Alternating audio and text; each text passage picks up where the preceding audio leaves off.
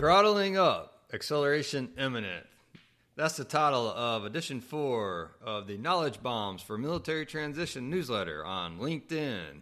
Welcome back. Today we are throttling up in preparation for getting our Liberator bomber in the air and bringing the bombs to these antiquated ideas around military transition. This week's theme for Daily Post is on our individual efforts and energy, and we tie back into the jobs theme from last week, diving deep into Edition 3, the overview of the KnowledgeBombs InfoLetter on military transition. Listen here on Spreaker if you'd rather not read this short post. It's about 7 minutes and 30 seconds long today. Orientation. We're on the flight line getting ready for takeoff and not in flight yet because of the approach many in this military transition arena are taking. Complete and total focus on jobs, with little attention, effort, or energy being put toward more important matters before the job search begins. I had this revelation in the spring of 2020 when I realized we've got transition all backwards. That light bulb moment resulted in a journey bringing us to today before launching our Liberator bomber and bringing destruction to the outdated ideas and antiquated methods hurting our armed forces families, in service, and far beyond it, too. Efforts and energy and jobs. The efforts and energy we put into jobs are reflected in our personal balance sheet, the weight of assets and liabilities we have ownership of. Assets are things that pay us to own them, putting, quote, money, close quote, in our pockets. Liabilities are things that we pay others to have, taking, quote, money, close quote, away from us and out of our pocket, such as the house we live in, mortgaged or not, vehicles with loan or not, and groceries. The job itself is an asset, but not to the employee. It's an asset to the employer and a liability to the employee. Here's why. 1. The job provides a positive net income, otherwise known as cash flow, to the employer. Otherwise, the employer wouldn't hire the employee. 2. The job is a liability to the employee because 1. The tax burden, and 2. The employee doesn't own the job. The boss paying the employee owns the job and can take it away when conditions or the environment warrant doing so. 3. The job owns the employee's time because 1,000 others are seeking a job. One slight misstep or an unfortunate set of economic circumstances could deem a job unnecessary on a moment's notice. Think March of 2020. And 4th, when all of our efforts and energy must go to keeping a job, we're unprepared if and when that job is taken away. The savings connection and, quote, cash, close quote. Pivoting the discussion slightly, it's important to consider our savings as connected to the job and our efforts and energy. Once we're able to see how our savings is simply a representation of the time, effort, and energy stored from productive efforts, our view changes on what, quote, money, close quote, and savings really is.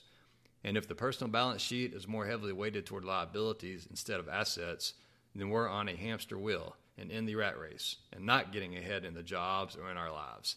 It's as simple as that. It's important to recognize paychecks from jobs are just a tool. Have you ever heard the old saying, quote, cash is king, close quote? It's true. Today, the cash is king quote is absolutely true, for now anyways. But there's another phrase that's just as, if not more, important. But cash flow is queen. But first, let's revisit the words we're using. Historically, quote, cash, close quote, is a money box. The word cash derives from the Middle French caisse, or money box, which derives from the Old Italian casa and ultimately from the Latin capsa, or box. Another origin for the word cash is the Portuguese word caixa, spelled C-A-I-X-A, which derives from the Tamil word kaku, a small copper coin of gold or silver.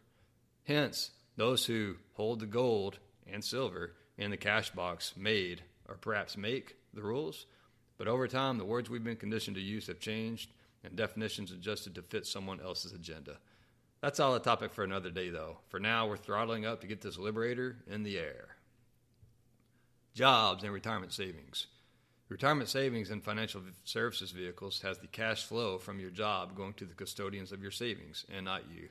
That becomes a tremendous disadvantage to you over the long run, from multiple perspectives, too. Think tax liability, access to capital, their use of your efforts and energy today via savings to work for them now instead of you.